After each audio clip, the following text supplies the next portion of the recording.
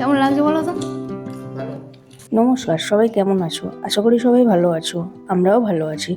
রেশমি হবির নতুন একটি ব্লগে সবাইকে স্বাগত জানাই। আজকে রাতের খাবার বানাতে একটু দেরি হয়ে গিয়েছে, আর ওর নাইট ডিউটিও আছে, তাই ওকে একটু ডেকে নিলাম আমাকে হেল্প করার জন্য, পরোটাগুলো ভেজে নেওয়ার জন্য। আজকে রাতের বানানো হবে পরোটা আর মেথি মটর মালাই পনির। এই রান্নাটা কয়েকদিন ধরেই বানাবো ভাবছিলাম, কিন্তু বানানোই হয়ে উঠছিল না। ও তো পরোটা করছিল আর আমি এইদিকে পনিরটা কেটে নিলাম।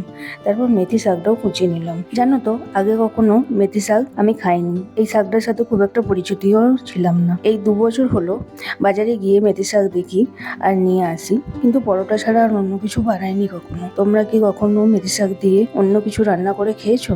জানিও আমাকে। এরপর দেখো বন্ধুরা, কড়াইতে আমি সাদা তেল দিয়ে দিয়েছি আর তার সাথে দিয়েছি একটু কাশ্মীরি লঙ্কার গুঁড়ো। এরপর পনিরগুলোও দিয়ে দিলাম, আর ও আবারও এসে গিয়েছে পনিরগুলো ভেজে তুলে নেওয়ার জন্য। মাঝে মধ্যে এরকম সাহায্য পেলে ভালোই লাগে বলো কাজ করতে। তারপর রান্নাটা শুরু করে দিলাম। আমি এখানে সাদা তেলে নিয়েছিলাম, তেলের মধ্যে দিয়ে দিলাম একটু জিরে ফোড়ন, তারপর পেঁয়াজগুলো দিয়ে দিলাম।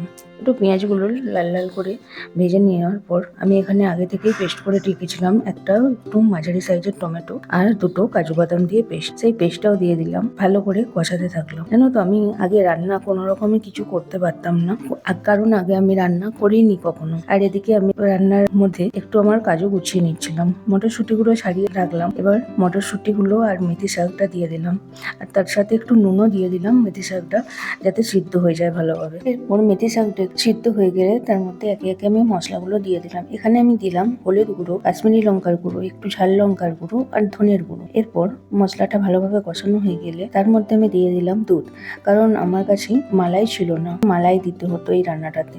এরপর আমি দিয়ে দিলাম স্বাদ মতো নুন, চিনি আর একটু গরম মশলার গুঁড়ো। এরপর আমি পরিমাণ মতো জল দিয়ে গ্রেভিটা তৈরি করে নিলাম। যেহেতু আমরা পরোটা দিয়ে খাবো, তাই আমি বেশি জল দিইনি। এরপর পনিরগুলো দিয়ে দিলাম, দিয়ে মিশিয়ে নিলাম। দেখো আমার রান্না রেডি হয়ে গিয়েছে। এরপর বাটিতে বাটিতে তুলে নিলাম খাওয়ার জন্য। ওকে খেতে দিয়ে দিয়েছি। এরপর আমরা খেয়ে নিলাম আর ওর রিভিউটাও নিলাম। তোমাদের কেমন লাগলো ভিডিওটি দেখে সেটা আমাকে জানাবে। আজকের মতো ভিডিওটি এখানেই শেষ করলাম। কেমন তোমরা লাগছে সবাই বলো তো? ভালো থেকো। দেখা হবে নতুন একটি ব্লগে তোমাদের সাথে। ভালো গুড লাগছে নাইট তো? সবাইকে। এই প্রথমবার করা ভালো লাগছে। ইউনিক।